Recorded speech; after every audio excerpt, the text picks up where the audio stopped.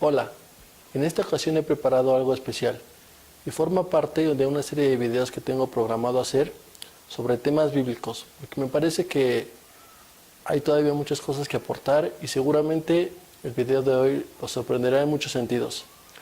Y sin más preámbulo, los invito a verlo.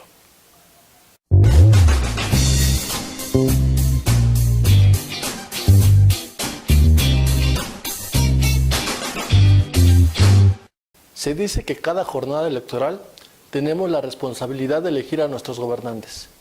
Y aunque esto es un deber ciudadano, por lo menos eso dice la propaganda electoral, parece que al final de cuentas no tiene mucho sentido. Gobiernos van, gobiernos vienen, y los problemas que aquejan a la mayoría se han incrementado con el tiempo. Pobreza, corrupción, hambre, desempleo. Y yo pregunto, ¿cuándo se va a erradicar el hambre? ¿Acaso a nadie le importa que miles de personas no puedan llevarse un pedazo de pan a la boca? ¿Sabían que hay gente que toma agua caliente para intentar soportar el dolor causado por la falta de comida? ¿Y qué hay de la pobreza? La brecha entre ricos y pobres no disminuye, al contrario, se acentúa cada día más. En América Latina y el Caribe se contabilizaron, por ejemplo, 175 millones de personas en situación de pobreza durante el año 2015. Ahora que si hablamos del mundo, el poder y los privilegios únicamente lo ostentan el 1% de la población mundial. ¿Quieren hablar de desempleo? Se calcula que 200 millones de personas habrá sin trabajo en el mundo para el año 2017. ¿Qué van a hacer todas esas personas y sus familias? ¿De qué van a vivir? El tema de la corrupción ni siquiera lo voy a tocar. Seguramente ustedes saben más de eso que yo. Es un lastre que nos va hundiendo absolutamente en todo, desde temas ambientales hasta la trata de personas. Y aquí iniciamos la parte importante. En este panorama internacional, yo sé que muchos se preguntan, ¿y dónde está Dios? Ustedes saben igual que yo que esta pregunta ha circulado durante mucho tiempo y grandes gente de filosofía, de la literatura, de la cultura, han indagado en esta cuestión, pero más que preguntarnos ¿dónde está Dios?, lo que en realidad deberíamos preguntarnos es ¿dónde hemos dejado a Dios? La pregunta ¿dónde está Dios? Durante mucho tiempo tuvo, la verdad, una connotación de soberbia. Estábamos progresando constantemente. Durante el siglo XIX se fue la época de los grandes inventos y con la llegada del espacio, con las grandes innovaciones tecnológicas en todas las áreas, medicina, ingeniería, pues el hombre decía, bueno, ¿dónde está Dios, no? O sea, como que es en realidad necesario, y muchos de ellos concluyeron que ni siquiera existía. Pero conforme avanza la ciencia en este siglo XXI, la verdad los científicos empiezan a cuestionarse la existencia de Dios, pero en un sentido positivo, porque conforme más avanzan, pues más misterios se encuentran y más enigmas y más enigmas y más enigmas, y parece que la ciencia es insuficiente absolutamente. Y aquí aparece la personificación de Dios. Pero volvemos al planteamiento que yo recomendaba. La pregunta es, no es dónde está Dios, sino dónde hemos dejado a Dios. He traído mi Biblia porque quiero compartirles una lectura que seguramente nos ayudará en este propósito. Específicamente la parte central lo pueden encontrar en el capítulo 8 del primer libro de Samuel. Brevemente les explico. Antiguamente existió un profeta llamado Samuel, quien desde muy niño fue ingresado por su madre para estar al servicio de Dios en el templo. En aquel entonces, el sacerdote a cargo del templo se llamaba Eli, pero Dios desde hace tiempo había cesado la comunicación directa con él porque ya era un hombre corrupto. Así que Samuel, siendo aún joven, fue llamado por Dios para retomar el orden y, por supuesto, la palabra. Samuel siguió los pasos de Dios y transmitió su voluntad, y fue un buen juez de su pueblo durante su vida. Sin embargo, como es normal, Pasaron los años y Samuel envejeció. Así que éste decidió poner a sus 2 hijos por jueces del pueblo. ¿Pero qué creen? Los hijos de Samuel estaban muy lejos de parecerse a su padre. Eran hombres avariciosos, aceptaban sobornos y por lo tanto pervertían el derecho. La conducta de los hijos de Samuel llegó a oídos de todos, pero como la gente estimaba a Samuel por ser un hombre recto al servicio de Dios, fueron a verlo para que destituyese a sus hijos y él les nombrara un rey. Sí, dije que la gente le pidió a Samuel que les nombrara un rey, y esta es la parte importante. Me adelanté un poquito para ir resaltando algunos puntos. Ahora comenzaré la lectura, que como les dije se encuentra en su Biblia, primer libro de Samuel, capítulo 8. Únicamente yo leeré de los versículos 1 al 9. Bueno, ya estamos aquí y esto se titula Israel pide rey. Comencemos. Aconteció que habiendo Samuel envejecido, puso a sus hijos por jueces sobre Israel. Y el nombre de su hijo primogénito fue Joel, y el nombre del segundo, Abías. Eran jueces en Berseba. Pero no anduvieron los hijos por los caminos de su padre.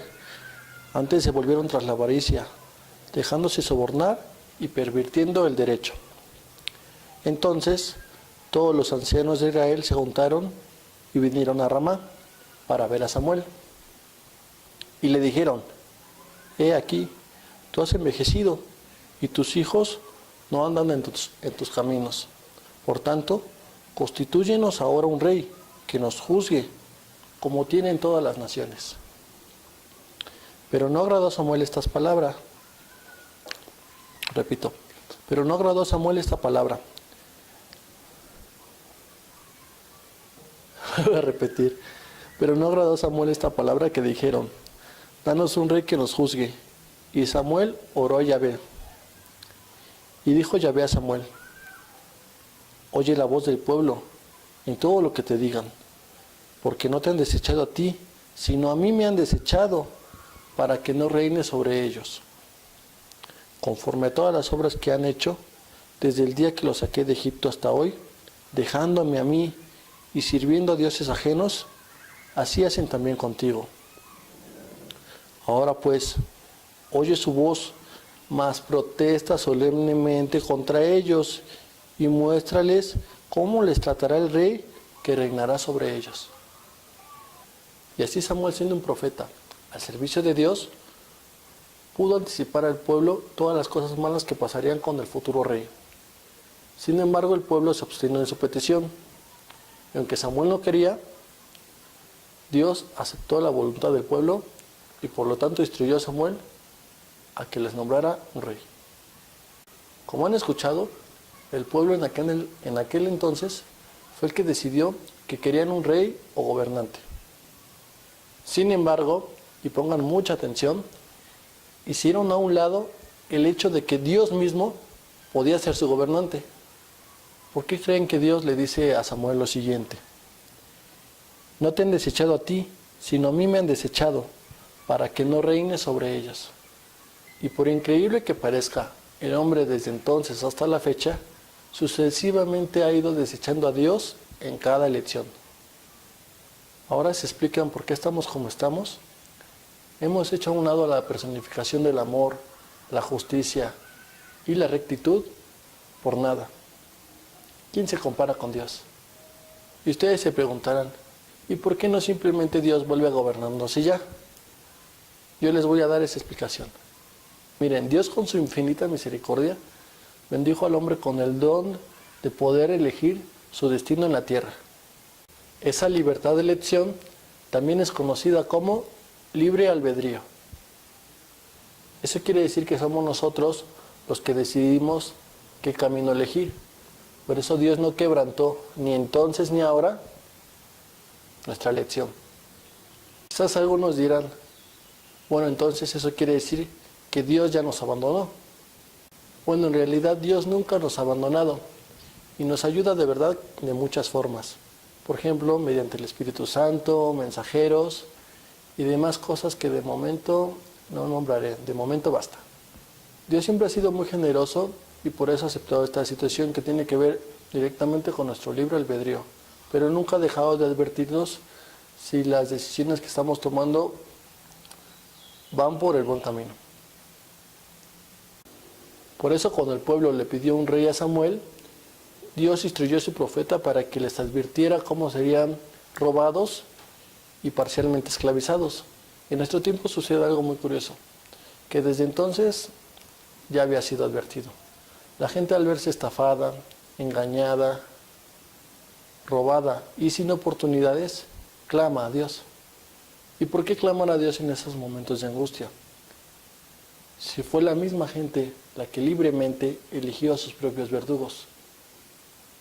Que cada quien responda por sus actos. Pero como lo dije hace unos momentos, Dios nunca se olvida de nosotros. Y hasta en los momentos más difíciles, extiende una mano amiga. Y en un acto de fe, y siendo congruente con mis ideales y convicciones, te invito a que, al igual que yo, literalmente, votes por Dios. Salgamos juntos de la corrupción, de la mentira, de la avaricia, de todos aquellos hombres que tienen sumido a sus semejantes en la pobreza. Vota por Dios, ámalo a Él, elígelo a Él y hazlo con todo tu corazón, con toda tu alma, con todas tus fuerzas. Él levanta del polvo al pobre y del muladar exalta al menesteroso. Y aquí comienza la verdadera magia. No hay tecnología que se le compare. Puedes votar por Él desde la comodidad de tu hogar o en el templo de tu preferencia. Si piensas hacerlo, debes saber que únicamente dos cosas son necesarias: sinceridad y humildad. Hazlo solo si lo amas, si lo quieres, si crees en Él. Habla con tu corazón y Él te reconocerá. El proceso para elegir a Dios, votar por Él, es verdaderamente simple, pero he hablado de dos cosas: sinceridad y humildad. Así que como señal de respeto, durante el proceso, previamente, pues tienes que demostrarlo. Y es conveniente que cierres tus ojos, te hinques y así humildemente le concedas tu voto. Tienes que hacerlo no en tu mente, exprésalo con tu voz. Puedes hacerlo en privado si quieres, no hay problema, pero exprésalo. Sé firme, pero al mismo tiempo humilde y sincero. Sé que muchos pensarán, bueno, yo acabo de votar por un X candidato porque en mi ciudad fueron elecciones y yo ya decidí, ¿qué hago en esa situación? Pues es muy sencillo. Pon atención. Por ejemplo, una mujer, ¿cómo votaría? Digamos que conocemos a una muchacha llamada Mariana. Ella lo haría así. Yo soy Mariana López y en uso de mi libre albedrío revoco la autoridad concedida mediante mi voto a cualquier gobernante o representante por mí elegido y se la concedo a Dios. Está escrito, amarás a Dios sobre todas las cosas. Pues bien, llegó el momento de demostrarlo. Bien, únicamente me queda despedirme. Espero que reflexionen lo que les dije, que no lo desechen fácilmente, que lo mediten, que lean, se informen y sobre todo que tomen una decisión consciente. Únicamente me resta decir que si está en tu corazón servir a Dios, puedes ayudar difundiendo este mensaje con las personas cercanas a ti, en tu comunidad, en el templo de tu preferencia. Gracias por escucharme y hoy más que nunca, adiós.